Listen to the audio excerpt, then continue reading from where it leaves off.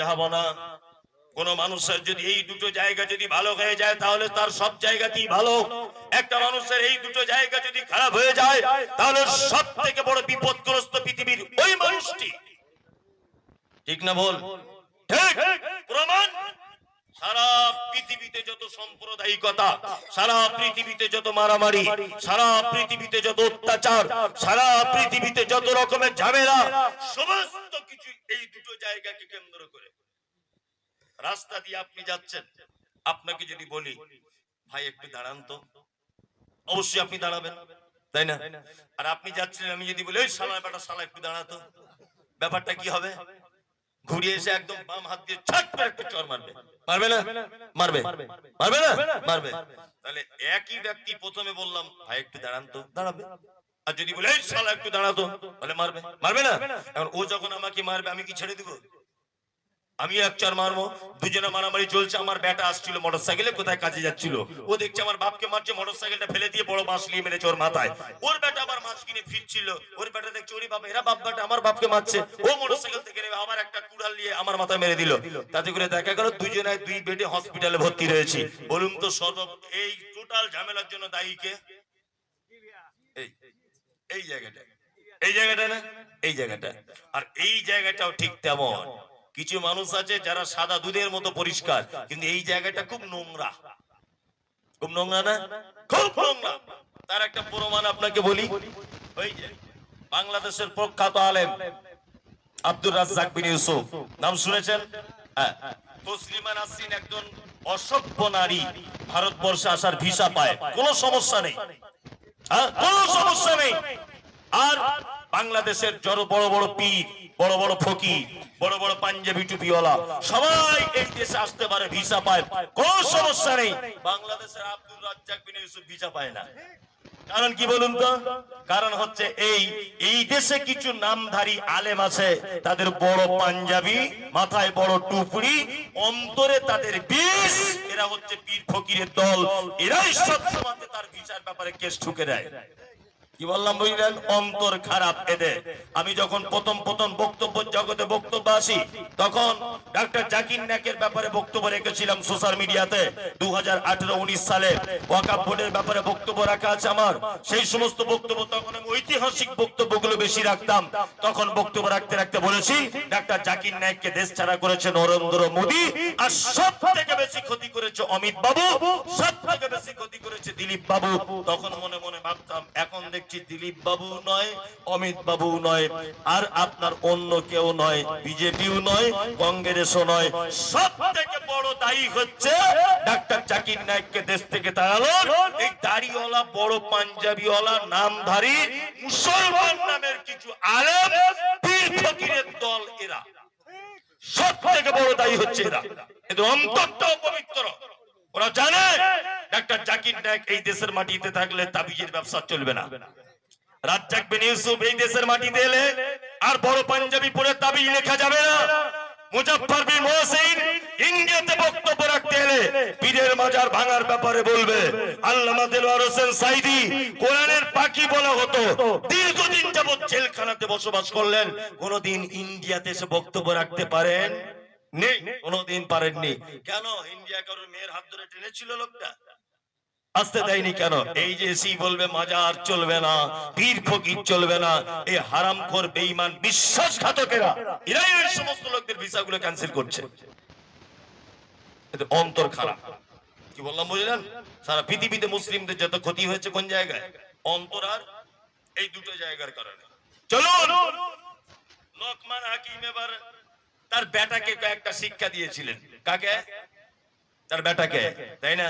বেটাকে শিক্ষা দিয়েছিলেন। তা আল্লাহ লোকমান হাকিম, লোকটা খুব লম্বা লোক, ঠোঁটটা মাটির দিকে নিচে নেমে থাকা, কালো কুচকুচে, পাখির বাসার মতো মাথার চুল। আফ্রিকার মানুষ কেমন হয় আপনারা তো বুঝতেই পারছেন। আল্লাহ সুবহানাহু ওয়া তাআলা লোকমান হাকিম তার বেটাকে যে জ্ঞান দিয়েছিলেন, সেই জ্ঞানটাকে এত পছন্দ মনে করেছিলেন যে পবিত্র আল কোরআনের ভিতরে লিপিবদ্ধ করলেন। আর শুধু লিপিবদ্ধ করলেন না, কোরআনে লোকমানের নামে একটা সূরা পর্যন্ত অবতীর্ণ করা হয়েছে। তার মানে বোঝা যায় আল্লাহর কাছে সম্মানিত কালো ধলো লম্বা বেটে কানা কুঁজো এরকম কোন ব্যাপার নেই।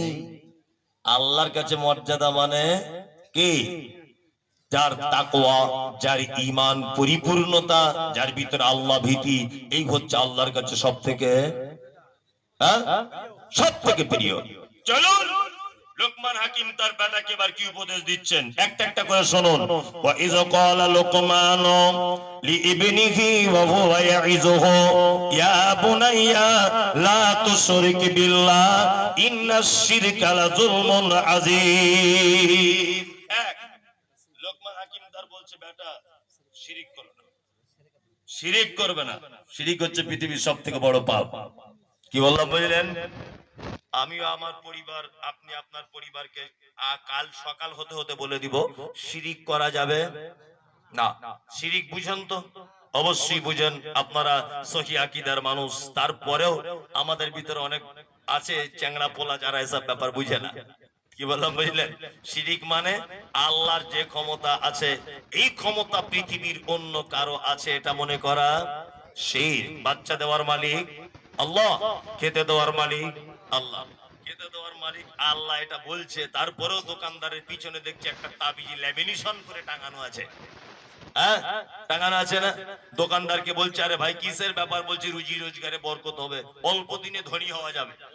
কোন হুজুরের কাছে এনেছো? বলছে ওই অমুক হুজুরের কাছে নিয়ে এসেছি। তা আমি বলছি হুজুরের এই তাবিজে যদি তুমি ধনী লোক হয়ে যাও, তা হুজুর এত দামি জিনিসকে বিক্রি কেন করলো? নিজের বাড়ি রাখতে পারতো। হুজুরের 3টে ভাই ভ্যান চালায়, হুজুরের 3টে ভাই টোটো গাড়ি চালায়, এত দামি তাবিজ দিয়ে তোমাকে ধনী করে দিচ্ছে, কই নিজের ভাইদেরকে দিল না? চিটিংবাজ। কি বললাম বুঝলেন? চিটিংবাজ। হুজুরের কাছে তাবিজ আনতে গেছে, 10,000 টাকা তাবিজের দাম। হুজুর বলছে লকডাউনের পরে তাবিজের দাম বেড়েছে একটু। বোঝার চেষ্টা করবে। বলছে কেমন? বলছে আগে 10,000 ছিল, এখন 15,000 হয়েছে। একটা লোক বাস কিনেছে যাতে প্যাসেঞ্জার বেশি হয়। তা পীর সাহেবকে বলছে পীর সাহেব বাস তো কিনেছি, কাজ কি হবে তাবিজের? বলছে 15,000 টাকা দাও, এই তাবিজ ড্রাইভারের পাছার তলায় একটা রাখবে, আর কন্ট্রাক্টর যেখানে হেলান দিয়ে থাকে ওই জায়গাটা একটা ল্যামিনেশন করে রেখে দিবে। তা বলছে হুজুর উপকার কি? বলছে অন্য বাস সব ফাঁকা চলে যাবে, তোমার বাসে বাদুড়ের মতো প্যাসেঞ্জার ঝুলবে। মনে মনে বলছি ওরে হারাম কর, তোর তাবিজে যদি অন্য বাস ফাঁকা হয়ে যায় আর এর বাসে যদি সব প্যাসেঞ্জার হয়, তুই হারাম কর তাবিজ বিক্রি করছে খাচ্ছিস কেন? তুই ব্যাংকের ম্যানেজার কি তুই তাবিজ করে সব টাকা তোর অ্যাকাউন্টে ঢুকিয়ে নে? পারে কি পারে না? সব শিরক। আল্লাহু আকবার। যুবক ছেলে 4টা আংটি পড়েছে হাতে। বলছে এই আংটিটা কি? পাথরের কাজ কি? বলছে এটা ঘন ঘন পেচ্ছাপ লাগে। আর এইটা বলছে পানিতে নামলেই পেচ্ছাপ করে। এইটা কি? বলছে রাতে চমকে ওঠে। এই আংটিটার কি ব্যাপার? বলছে বউ কথা শুনে না। 4টে-5টা আংটি পরে ঘুরছে যুবক ছেলে। এরকম অবস্থা আপনাদের বীরভূমে নেই, আমাদের ওদিকে আছে। আছে? আল্লাহু আকবার। এই কলকাতা নাখোদা মসজিদ দেখেছেন? এই নাখোদা মসজিদের মেন গেটে দেখবেন তাবিজ আর কবজ আর মাদুলি আর পাথর 30-40 টাকা কেজি বিক্রি হয়, বস্তাতে রাখা আছে। আর দুনিয়ার কলকাতার কুকুর বস্তায় ঠ্যাং তুলে মুতছে। আর নিজের চোখে দেখা যে পাথরে কুকুরে পেচ্ছাপ করছে, ওই পাথর যুবক ছেলে কিনে নিয়েছে 700 টাকা পিসে। ওর বউ নাকি এতে ভালোবাসা বাড়বে। আশ্চর্য ব্যাপার। সব শিরক। কি? শিরক। লাল সুতো পরে ঘুরছে ইয়াং ছেলে। আরে ভাই সুতো কেন বাদ দিই? বলছে যা তা সুতো নয় হুজুর, আজমির শরীফের সুতো, তোমার পাছার চামড়া তুলে দিব। হারামখোর কোথাকার, আজমির শরীফের সুতো তোমার বাপের কি? তোমার কোন উপকার হবে ওতে? কোন উপকার নেই। শিরক। আমাকে বলে মমতাজুল ইসলাম শুধুমাত্র পীরদের বিরুদ্ধে বক্তব্য রাখে। পীর তো 2 কোয়ালিটির, একটা ভণ্ড আর একটা ভালো। তা আপনি ভণ্ডদের ব্যাপারে বলুন, আপনি ভালোদের ব্যাপারে বলেন কেন? আমি তখন বলে দিয়েছি ওরে পাগল, পীর ভণ্ড হয় না, ভণ্ড লোকেরাই পীর হয়। পীরের আবার কোয়ালিটি হয়। জামাতের নাম দিয়েছে আহলুল সুন্নাত আল জামাত। মানে দানায় ভর্তি নাম, তবুও তার বেদানা, তাই না? দানায় ভর্তি তবুও কি নাম? বেদানা, তাই না? মানে দানা নাই। তা তা ও শিরক বেদাতে ভর্তি নাম দিয়েছে, আমাদের জমাতের নাম সুন্নাতুল জামাত। তোমার পাছার চামড়া তুলে দিবে ফেরেশতারা। বিয়াদব কোথাকারে, তোমার গিটে গিটে শিরক আর বেদাত ভর্তি, তোমার পায়ে পায়ে হারাম আর শিরক। শুনুন একটা কথা বলে দিই, কাজী নজরুল বলেছে, ওই পীর ফকিরের কথা যদি সত্য হতো তারা কেন ফুটপাতে ভিক মেঙ্গে খেত? পীর ফকিরের কথা সত্যি হয়। আমি তখন বীরভূমে আপনাদের জেলায় এলএম বাজারে পড়ি, আর ছোট থেকে আমি খুব বদমাশ। মানে কেমন বদমাশ বুঝতে পারছেন? আমার মায়ের 4 বেটি, তারপরে আমি একটা বেটা। কি বললাম বুঝলেন? তা আমার মা, আমার আব্বা যেদিন আমাকে মাদ্রাসায় ভর্তি করে, আমার আজও মনে আছে, আমি যাবো না আর খুব গালাগালি করছি বলে আমার দুটো হাত বেঁধে আমার আব্বা সাইকেলে বসিয়ে নিয়ে যাচ্ছে। আর সাইকেলের দড়িটার সঙ্গে পিছনের সিটের একটা গোল মতো থাকে, ওইটার ভিতরে বেঁধে, আমার আজও মনে আছে। মানে এত, মানে আমি মাদ্রাসায় পড়বো না আর কি, এরকম একটা ব্যাপার। আর আল্লাহর পক্ষ থেকে কবুল হয়ে গেছে, আজ পর্যন্ত আপনাদের সারা পশ্চিম বাংলা ঘুরে ঘুরে বেড়াচ্ছি, এটা আল্লাহর পক্ষ থেকে। এলএম বাজার মাদ্রাসা থেকে একদিন বাড়ি যাচ্ছি ট্রেনে করে, শিয়ালদা স্টেশনে নেমেছি, তখন অল্প বয়স, দাড়ি টাড়ি সবে উঠছে আর কি। প্ল্যাটফর্মের চারিদিকে ঘুরছি, একটা লোক দেখছি টিয়া পাখি খাঁচার ভিতরে নিয়ে বসে আছে। তাই বলছি, কাকা টিয়া পাখি বিক্রি করবে নাকি? বুঝেন, টিয়া পাখি হাত থেকে বলে দেবে তুমি কার সঙ্গে ভালোবাসা করছো। তখন এই মানে বড় মোবাইল ছিল না, ছোট ছোট ফোন। তখন আমি সত্যি কথা বলতে, তখন ফচকে বয়স, বুঝতেই পারছেন, একটু গোলমাল হলে হতেও পারতো। এখন আমি তখন বলছি, তাহলে আমারটা কি করছে একবার দেখে বলে দেন তো। তখন ও বলছে, এই যে ডান দিকে দাগটা যাচ্ছে না, তার মানে আসার চান্স খুব বেশি। তাহলে কি করা যাবে? বলছে মোটামুটি 10 টাকা একটা তাবিজ দিয়ে দাও, এমন করে দিব জানলা ভেঙে চলে আসবে। মনে মনে ভাবছি, চল আমি তো ওইটাই চাইছি, ওই এলেই আর মাদ্রাসায় পড়বো না, বিয়ে করে বসে থাকবো বলে ভাবছি আর কি। 10 টাকা ঝেড়ে নিয়েছে, তাবিজ দিয়ে দিয়েছে। তখন তো বুঝতাম না সব কিছু, নিয়ে পকেটে করে নিয়ে ঘুরছি। আগে তবু ফোনে রিং টিং হচ্ছিল, 3 দিন পরে দেখছি ফোন সুইচ অফ। এখন মাথা খারাপ। আমি এখন ফের মাদ্রাসায় যখন যাব, তখন তো আর শহরে অত যাওয়া হতো না। মাদ্রাসায় আসবো, আব্বা টাকা দেবে, তখনকার দিনে 100 টাকা 50 টাকা দিত, এখনকার ছেলেদের মতো তো নয়। আজ থেকে 20 বছর আগের কথা বলছি। ওই তখন 15 টাকা 20 টাকায় গাড়ি ভাড়া হয়ে যেত। 100 টাকা দিয়েছে আমার আব্বা, আবার মনে মনে টাকাটা যত্ন করে নিয়ে যাচ্ছি যে বাবার কাছে যাবো। যে আগে তবু সুইচ অফ ছিল না, এখন সুইচ অফ, ঘটনা কি? তখন বাবা, মানে চিটিং বাজরা কেমন হয় সেটা বলছি। আবার হাত থেকে বলছে,